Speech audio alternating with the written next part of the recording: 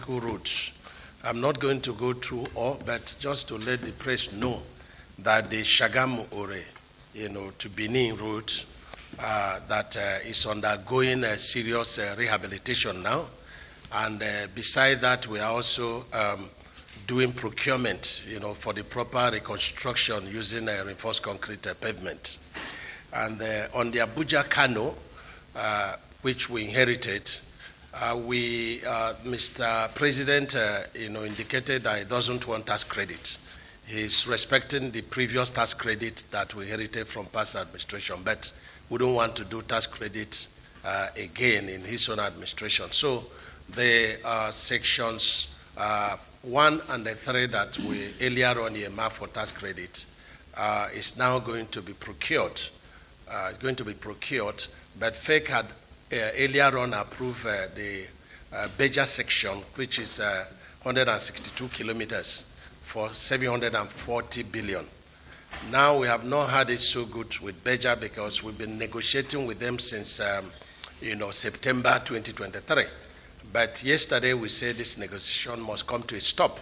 And so we're giving them 7 days. If after 7 days they don't accept our offer, which is the highest so far in the country, then we have no any other option than to issue them 14 days termination notice in accordance with the contract laws. But let me announce that the President graciously approved that the entire stretch should be repaid, notwithstanding that we are going to do permanent construction. So within the next 2 weeks, you will be going through the entire road without any pothole. That is what we are doing. And the SOKOTO-BADAGRY, let me announce that Mr. President has directed immediate, starting of the construction of the SOKOTO section, which we are going to flag off the construction tomorrow afternoon by 2 p.m. It's going to be live in some of the TV stations. And then KB, 11 a.m. on Friday. It's good to announce that. And again, a lot of issues on ORE-BENIN. Let me say that some of these projects have lasted for 18 years. They're all inherited projects. So we are going to do repairs on the ORE-BENIN, and we are also doing a procurement process. The same thing, work is going on Makurdi to 9th Mile, but we've directed for some repairs procurement to happen on that. Same with Kasinala, in Cross River and Makurdi. So I just needed to say this, not also leaving Oduopani in Cross River and Akwa Ibom sections. So just a few. And so going to the memos that we got approval today, recall that when we took over, the president came on board, he inherited 2,604 projects, and with a contract sum of 13 trillions and a debt profile of 1.6 trillion. What Mr. President did was to use the 2024 envelope of the Ministry of Works to bring all the projects, to make it, all of them alive. And that's what we did. And that's why we didn't have much of new projects other than maybe few constituency projects from the National Assembly. And so we have been able to manage, the projects as inherited. But there is no way we can cover the 2,604 projects, at the same time. So what FEC directed is to begin to rescope the projects and begin to phase the project in line with available budgetary provisions. And that's what we did. And we did that in the construction of, Buo, Kangiwa, Kamba, Gaya, Niger Republic Road in Kebbi State. It was about 127 kilometers, but the fund available can effectively cater for 30 kilometers. So we have phased it into 2. First phase is 30 kilometers, which FEC approved today. And then the second phase is 97, and this will be procured when fund becomes available.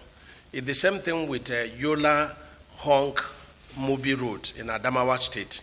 It was a total of about 176 kilometers, So what we are doing now is to do 58 kilometers within the limit of available funds, and then 127 kilometer will also be done in subsequent phases. And then we also have the Kachako Dambazua route in Kano State. It was a total of 28.8 kilometers as awarded. And then what we have done now is to procure 5.6 kilometers phase one in line with money available, and then the 23.2 kilometer will be awarded next phase. So the beauty of this thing and the ingenuity of it is that these ones we are procuring and phasing will not suffer, a lot of inflection and fluctuations, due to a lot of dynamics in the construction materials.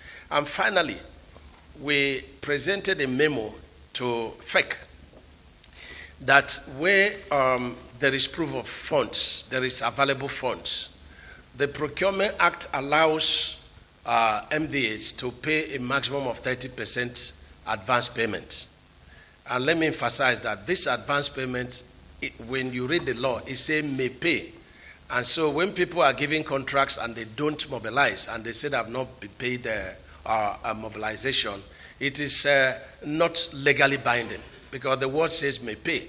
And so some people turn it shall pay. So no, it's may pay. So where we have funds and we have available fund beyond this 30%. So what we are, we requested from FEC is approve that we first pay 30%, which is the Procurement Act, and not more. And then when the contractor has started work, and to the satisfaction of the Ministry of Works, we should be allowed to pay additional funds. Yes, the law allows us to pay in terms of materials on site, but we are asking beyond that. What is the essence of this? Is to mitigate a lot of fluctuation and inflection, because we have a lot of indices that affect the Ministry of Works, like the petroleum, it affects it. The dollar exchange rate also affects. So we are doing everything to manage the resources within the available funds so that we mitigate inflation.